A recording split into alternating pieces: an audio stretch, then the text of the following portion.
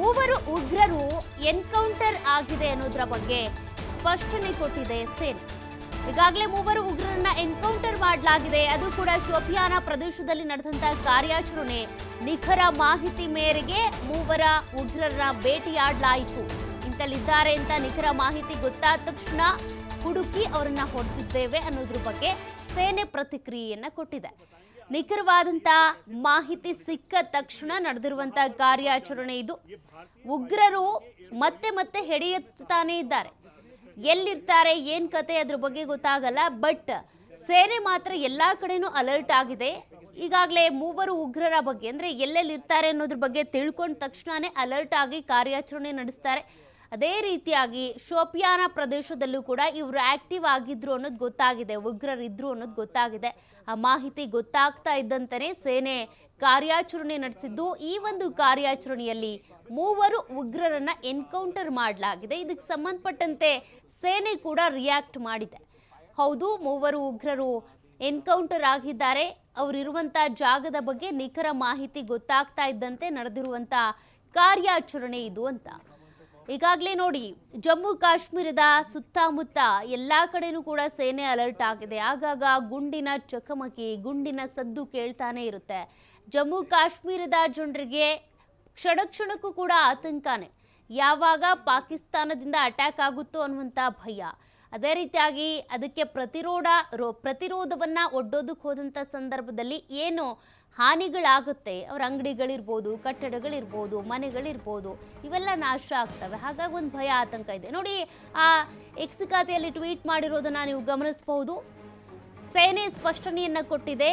3 ಜನ ಎನ್ಕೌಂಟರ್ ಆಗಿರೋದ್ರ ಬಗ್ಗೆ, ಮೂವರ ಉಗ್ರರನ್ನ ಎನ್ಕೌಂಟರ್ ಮಾಡಿರೋದ್ರ ಬಗ್ಗೆ ಡೀಟೇಲ್ಸ್ ಕೊಟ್ಟಿರೋದು, ಟ್ವೀಟ್ ಮಾಡೋದ್ರ ಮೂಲಕ ಪ್ರತಿಕ್ರಿಯೆಯನ್ನ ಕೊಟ್ಟಿರೋದು. ಜಮ್ಮು ಕಾಶ್ಮೀರದ ಶೋಪಿಯಾನ ಪ್ರದೇಶದಲ್ಲಿ ಕಾರ್ಯಾಚರಣೆ ನಡೆದಿದ್ದು. ಆ ಕಾರ್ಯಾಚರಣೆಯಲ್ಲಿ ಮೂವರು ಉಗ್ರರನ್ನ ಎನ್ಕೌಂಟರ್ ಮಾಡಲಾಗಿದೆ ಅನ್ನೋದ್ರ ಬಗ್ಗೆ ಮಾಹಿತಿಯನ್ನ ಹಂಚಿಕೊಂಡಿದೆ. ರಾಷ್ಟ್ರೀಯ ರೈಫಲ್ಸ್ ಯೋಧರಿಂದ ಉಗ್ರರ ಹತ್ಯೆ ಮಾಡಲಾಗಿದೆ ಅನ್ನೋದು ಗೊತ್ತಾಗ್ತಾ ಇದೆ. ಮೂವರು ಉಗ್ರರನ್ನ ಸೇನೆ ಎನ್ಕೌಂಟರ್ ಮಾಡಿದ್ದು, ಅದರ ಬಗ್ಗೆ ಮಾಹಿತಿಯನ್ನು ಹಂಚಿಕೊಂಡಿದೆ. ಅದನ್ನ ನೀವು ಗಮನಿಸಬಹುದು. ಭಾರತೀಯ ಸೇನೆ ಈ ರೀತಿಯಾಗಿ ಉಗ್ರರನ್ನ ಹೊಡೆದುರುಳಿಸುವಲ್ಲಿ ಯಶಸ್ವಿಯಾಗಿದೆ. ಇವರು ಶುಕ್ರು ಅರಣ್ಯ ಪ್ರದೇಶದಲ್ಲಿ ಅವತ್ಕೊಂಡು ಕೂತಿದ್ರು, ಮತ್ತೆ ಯಾತಕ್ಕಾಗಿ ಸ್ಕೆಚ್ ಹಾಕಿದ್ರು ಏನೋ. ಬಟ್ ಅವರಲ್ಲಿದ್ದಾರೆ ಅಂತ ಗೊತ್ತಾಗ್ತಾ ಇದ್ದಂತೆ ನಿಖರ ಮಾಹಿತಿ ತಿಳಿದ ಕ್ಷಣ ರಾಷ್ಟ್ರೀಯ ರೈಫಲ್ಸ್ ಯೋಧರಿಂದ ಉಗ್ರರನ್ನ ಹತ್ಯೆ ಮಾಡಲಾಗಿದೆ. ಶೋಕಲ್ ಕೆಲ್ಲರ್ ಪ್ರದೇಶದಲ್ಲಿ ಇನ್ನೂ ಕೂಡ ಮುಂದುವರೆದಿದೆ ಎನ್ಕೌಂಟರ್. ಆಪರೇಷನ್ ಕೆಲ್ಲರ್ ಪೋಸ್ಟ್ ಮಾಡಿದೆ ಆರ್ಮಿ. ಅದೇ ಒಂದು ಪೋಸ್ಟ್ ಅನ್ನ ನೀವು ಗಮನಿಸಬಹುದು. ಆ ಪೋಸ್ಟ್ ನಲ್ಲಿ ಈ ಡೀಟೇಲ್ಸ್ ಅನ್ನ ಕೊಡಲಾಗಿದೆ. ಎಲ್ಲೆಲ್ಲಿ ಕಾರ್ಯಾಚರಣೆ ನಡೀತಾ ಇದೆ, ಜೊತೆಗೆ ಈಗ ನಡೆದಂತ ಕಾರ್ಯಾಚರಣೆಯಲ್ಲಿ ಮೂವರ ಎನ್ಕೌಂಟರ್ ಆಗಿದೆ ಅನ್ನೋದ್ರ ಬಗ್ಗೆ ಸೇನೆ ಡೀಟೇಲ್ಸ್ ಅನ್ನ ಕೊಟ್ಟಿದೆ. ಮೂವರು ಉಗ್ರರು ಈಗ ಹತರಾಗಿರುವಂಥದ್ದು. ಇದೇ ರೀತಿಯಾಗಿ ಉಗ್ರರು ಎಲ್ಲೆಲ್ಲಿದ್ದಾರೆ ಅನ್ನೋದು ಗೊತ್ತಾಗೋದಿಲ್ಲ. ಇವೆಲ್ಲ ಉಗ್ರರು ಏನಿದ್ದಾರೆ, ಪಾಕಿಸ್ತಾನದ ವಿಷ ಸರ್ಪಗಳು. ಎಲ್ಲೆಲ್ಲಿ ಹುತ್ತಗಳಿದೆಯೋ ಆ ಹುತ್ತಗಳನ್ನೇ ಹೊಡಿಬೇಕಿದೆ. ಹುತ್ತ ಇರೋದ್ರಿಂದ ಹೋಗಿ ಅಡಕ್ ಕೂರ್ತಾ ಇದ್ದಾರೆ. ಬಟ್ ಆ ಹುತ್ತಕ್ಕೆ ಕೈ ಹಾಕಿ ಹುತ್ತವನ್ನೇ ನಾಶ ಮಾಡುವಂತ ಕೆಲಸ ಆಗ್ಬೇಕಿದೆ.